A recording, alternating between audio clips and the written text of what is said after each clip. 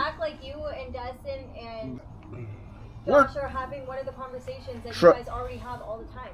And that's what I was saying too. This is like something new for me because this is nothing. Like, this is not a podcast. Yeah. You know what I mean? It's nothing that I've done to where I've never done an interview where I'm not speaking. It's like, the goal is to get your guys' opinion without me in it. And the same thing with that, just mixing them up. Director Woolsey. Yeah. I'm trying to think. I'm trying to feed you a question that I have a good answer for. The greatest thing, the easiest answer, it's like, so what does it mean to be a dad? Literally. You can ask me that. I got a good answer for that. Yeah. Suiting.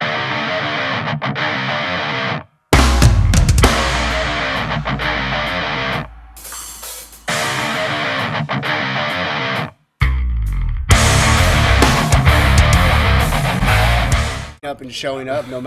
See? Yeah. There you go. Yeah. Be long or short? Fucking motherfucking shit. Oh, really? This is great. Okay. Well, then ask me, what does it mean to be a dad? Huh? What does it mean to be a dad? Right now it looks black. Right, you're going to ask that question and then I'll answer. What does it Well, that's mean? mean, but Do we need everyone What to be does he quiet? know? Kind of. All right, we're going to do it now.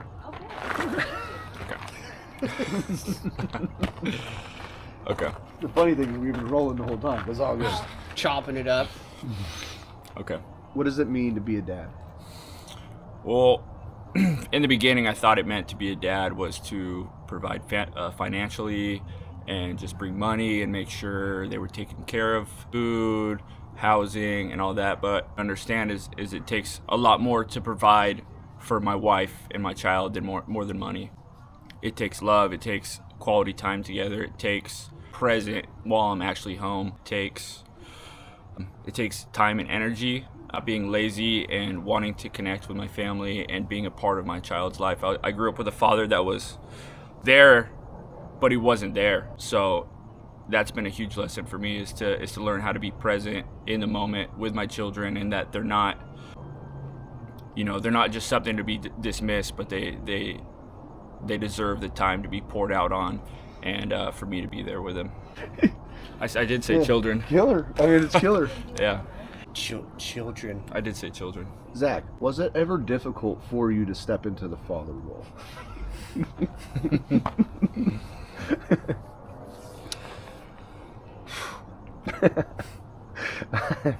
Being a dad is probably the most difficult thing that I've ever done in my life. I am still a very selfish, self-centered, self-seeking person. And when you have a child, you don't get to be that anymore because it's no longer about you. It's about this child. It's about your family. And I was still like grasping and holding on to like this freedom that I thought I deserved. And it took me a long time to adjust into the role of being a father. But now, like 2 years later, it's the most purpose I have in my life. He's the greatest thing that I've ever done. It's the coolest thing that I've ever done is be a dad to Levi. It's hard for me. I'm like starting to cry, dude. It's so cool, man. Who would have thought? You know? Yeah. Like, honestly, I didn't know it was going to go that good. I just sent it home. I'm just looking at my phone about to fucking cry. The funnest thing for me is, I could have a totally complete shit day, to be totally stressed out of my mind, and I come home and the first thing that my daughter does is go, Dada! And just comes running towards me. And it's like that little hug in itself heals like that little boy in me. Just her little hug just wipes away everything, every bad thing that happened that day, every financial struggle that we're going through, every problem in our marriage, wipes it all away, and it makes it all that much worth it. Having children is like 99% work, but that 1% is worth all the 99. Her smile and just her little belly laugh, it is like the most wonderful, most innocent thing to my ears, and it just makes everything worth it. It makes all the long days, 12-hour days, 6 days a week, it makes all of it worth it for me. And sometimes I'll catch myself daydreaming about what life would be like if they weren't here anymore. Some tragic accident was to happen, And it's so hard to imagine life without them. That really, they have become my purpose in life and my drive in life. So I'd be totally lost without them, I think. So it's just a really rewarding thing in the most simplest ways, getting to connect with my child and connect with my wife on a level that I never thought would be possible for us. So I get to be a kid again. After 15 or 20 years of like drug addiction, jail, prison, whatever, and putting on this facade of whatever you want to call it. And with this little boy, I get to sing and I get to dance, and I get to buy Hot Wheels, and I get to do all the things that I still want to be doing, as a 37-year-old man. I get to be a kid again. And I get to watch him be a kid too, So that's probably the funnest part. Kids you want? We go back and forth on it. We say that 2 is the new 4. But we'll see. I thought we were on the same page. I said something the other day. I was talking to someone else while my wife was pregnant, and I said, we're good. We're gonna be good with 2, and that's it. And she's like, I don't know. And I was like, what? See what God has in store for us and what God wants us to do, and we'll try to be obedient to whatever His will for us, and yeah, we'll just see where it takes us. And I'm not opposed to having another child, but the birth and the early months of having our son was like the most traumatic thing that I've ever had to go through in my life that I know of.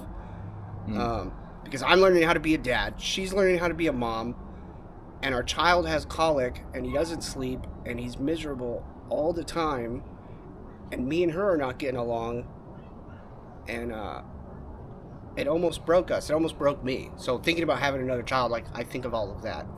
But to think of like him coming into this world and meeting him and like seeing who he is and not wanting to do that again or try to have another child, I think I would have regrets. There was more of a light on us though. So where are you we could see both the sweaters. in it at the same time? So like I'm like listening to her talking. I put it back because I thought it was like too much. You're so cute. Like, find your home, little. Are you crying? No. Oh. Like, dang, that was fast. You have to look at the camera. Wait, what? You have to look at the camera. Oh, well, okay. What has motherhood done for you? Ooh, your nails are so. Aren't they cute? They're press-ons from Walmart. Are you going first? You want me to go first? Okay. Sorry, let me go. We podcast every other week. We could do this. It's we all right. could do this. Do you want me to have at least ask questions? Do you feel more comfortable? No, it's okay. We can do it. We got this. Okay. What was the question? What? Motherhood is like, to me, motherhood is just like a journey that I'm on that I never thought I was going to go on. And now that I'm on it, it's become the most rewarding, challenging thing. And it's making me grow like more than anything ever has. And I think that that's mainly because I didn't have, like, I had a dysfunctional family. I had a dysfunctional relationship with my own mother. And so coming to terms with those things through mothering my own child, it's been like I don't know, it's like I'm breaking a cycle in the family, and that's really challenging, but it's also really rewarding, and I have a lot to learn, but I also feel like I'm doing a good job, and I'm being the mom that I didn't have, which is, I guess that's the goal. Motherhood to me, man, I still remember moment that I looked down and I saw those 2 lines on that test. Never did I expect in that moment. Never did I expect that day that I was going to go home and take that test and it was going to be positive and that my entire life was about to change. From the moment that I became pregnant, just everything, you just begin to change on a cellular level. Just everything about me began to change. I began to soften and become more sensitive. And over time, I just began to transform. I relate to Zach in so many ways, and went to lines on that test. Just everything changed. Even the 9 months of pregnancy, I just began to soften and transform. And I mean, that day giving birth, it was traumatic, you know, and it didn't go as expected, and I didn't even get that moment of like being able to hold him when he came out of me, and I wouldn't take any of it back. Like, just to be able to experience the love that I feel when he looks at me, and imagine a life where he's not like running around the corner and saying, "Hi," you know, and watching him learn and grow and just discover things and the adventures. Like, I feel like after having kids, like every single thing that you do has that much fifth place in the entire world, and I don't ever want to take that for granted. That is absolute treasure. It's absolute heaven on just doing all of I mean, it's funny because I was like, I really wanted a boy. I was having a girl. I was like a little disappointed, but then I was like, all right, we're having a girl. And then as time went on, I started to get more and more excited. Like, at first I was like, no pink stuff. We're gonna do like neutral colors. We're not gonna do bows. We're not gonna make her wear bows on her head and all the dresses. And then by the time she got here, it was like I was dressing her up and putting all the bows on her and all of the things. And so just like getting to be like a girl mom and do all of that stuff with her and creating those like memories. And it's just so cute because she like does everything I do. Like, if I'm getting ready for the day, she'll be like right there trying to get ready for the day too. And she's like my little mini me, and she's the little untraumatized version of myself. And it's so like wholesome, and she's so innocent, and it's really healing to be able to like be in the presence of a child when you know, I didn't get to really have like a childhood that was, you know, like normal. So I think it's just fun to do all the little girl things with her. For me, it was the opposite. I really, truly 100% thought I was having a girl. Really thought I needed a girl because I was so convinced, like, no, I'm gonna have a little girl and she's going to heal the little girl in me. And when I found out I was having a boy, I was like, this is not how this was supposed to go. Man, I can't even imagine if I didn't have Levi. Like, I know now that God doesn't make mistakes. Like, he knew I was supposed to be a mom to that little boy, because he is just so hyper, so busy, so clumsy, so all over the place. He wants to wrestle, he wants to climb all over us, he'll grab your face and put his eyes on your eyes, and his eyes are so wide, and he just like makes me laugh so hard every single thing that he does. And the biggest thing too is like watching my husband become a father. For the new moms, I would say do not underestimate the need for support and for a village. Your instinct when you have the baby is probably going to be to just like hold your baby and isolate and just be like in your house.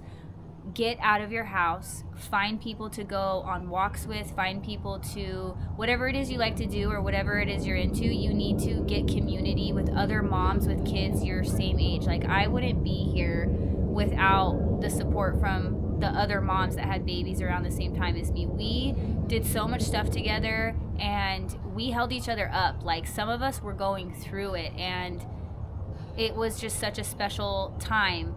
But just don't underestimate your need for that support. Like, don't try to do it by yourself. You're not alone, even if you don't have the family support or you live in a place where you're isolated. Like get into Facebook groups or like listen to a podcast like Moms Convicted, or just whatever you got to do to get connected.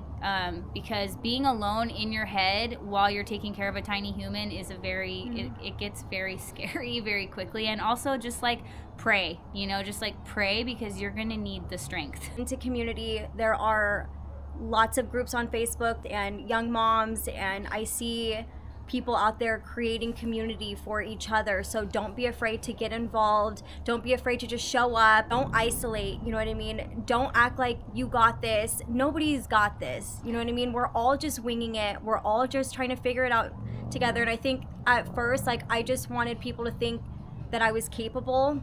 But in reality, like, just be honest about where you're at, be raw, be vulnerable. Motherhood is so raw, so precious, but it's hard and it's challenging, and we need each other, you know? And so lean on people, lift each other up. And another thing is, like, once you start getting in the hang of this, I would say trust yourself. You know, in the beginning, I questioned myself so much. I had so much anxiety. Levi had colic and acid reflux, and it was so rough. I was asking everybody's opinion, and everybody was giving me their opinion, and that can be kind of confusing. And so I have learned to just trust my mama gut, because nobody knows Levi the way that I know him. You know, God gave me the ability to be a mom because he knew that I can handle it. And if you're a new mom out there and you're freaking out and you don't know what to do, just stay calm, stay grounded, breathe, trust God, and trust yourself, trust your community, and you are not alone. You are about to embark on the world's greatest adventure that you can ever be on. You know, if you're feeling alone and you're feeling like you need somebody, you can call us too, and we'll be there. 1-800-MOMS. 1-800-MOMS-CONVICTED. How many kids? How many? 4 for you? Well, I went from wanting none to having 1, and now I'm like, I think I'll just have as many as I feel like after each one, then I'll decide if I want another. Like, at some point I'll feel like I'm done having kids, but right now I definitely want more kids. Our house is 4 bedrooms, so yeah, that's room for like a lot of kids. I thought I wanted 2, but now I might want 3. I think I want 2 boys, and then I want Zach to have his girl. Yeah. The more the merrier. We're creating a village. God has a plan. I will say this, is that, like, when I think about end goal it is sitting there at the table surrounded by all of my children, their wives and husbands, and their kids, and it's loud and it's chaotic and everybody's passing plates around the dinner table and there's Christmas music in the background, and I'm just gonna sit there and I'm gonna look at my family that Zach and I have created, you know. And that's like the end goal, is kids, grandkids, love, and just, you know, that's so family. Good. Big family. Yes. Whoa, Oh, that was a big That was a caboose big there. old booty. the big caboose. What a D-I-C-K. Are you ready? That's it? What do you want from me? Oh, I'm sorry. Look at my kid. Look how cute. How many kids do you want? And why? Oh, perfect. Okay. Don't be shocked by my answer. It's the joy of being a mother. Good thing I can chop and cut this because I really have to think about it. Oh, I knew what I was going to answer this earlier. I knew how I was going to answer this. Okay. I was recording. Are you here? What's wrong with you? Go. And go. That's okay, going in what is the one joy of being a mother? It's being able to relive your childhood, which sounds really selfish, self-centered. Zach said something. But it's the truth. I get to Bro, you need relive. to fix your hoodie at least so it shows. Bro, Like, come do I have to on. redo this The again? girls are perfect. You're not. You're so annoying. Okay, here we go again. And Action. cut. Oh, I said cut. And cut. And cut. And action. What is it? What's the What's joy the of joy being of a being a mother? Oh, the joy of being a mom is being able to relive my childhood, which may sound selfish or even self-centered, but being able to relive my childhood with my kids, it just makes me, gosh, it just brings the most joy to my life. Like, literally the most joy. There's nothing in the world that I love more than being a mom. Absolutely nothing. You name it, there's nothing. I mean, besides Disneyland. Disneyland is pretty cool. But I get to go with my kids, so, you know, All go. this is going on the internet. Keep it coming. So I hope you're- Don't put that on the you're internet. Sorry. Anyways. What is happening? How many kids do I want? With the evil laugh. It's so bad. How many kids do I want? Well, this has been a controversial subject in our house the past week. And I did not take no for an answer this week. I did not. I would like 3, maybe even 4 kids. I thought you were saying I want 3 more. No. I've always wanted 3 kids. Dustin's trying to deprive me of the children. He wants to stop it too, but I said no. And I won. I won the argument. So 3 or 4? 3 or 4? We said the same thing. You 3 or 4? Really? Yeah. Really, you too? Yes. I thought you were done it too. Well, I mean, Thank we'll God. see. I mean, You having don't know. kids is I the thought I best. wasn't gonna have any, and then I had 1, and now I want 2, and then when I have 2, I'm gonna want 3, Yeah. and so on and so forth. We're gonna have to get one of those vans. Yeah. We're gonna get a compound. We're gonna have to get a compound. Yeah. Yeah. Donate to Moms Convicted.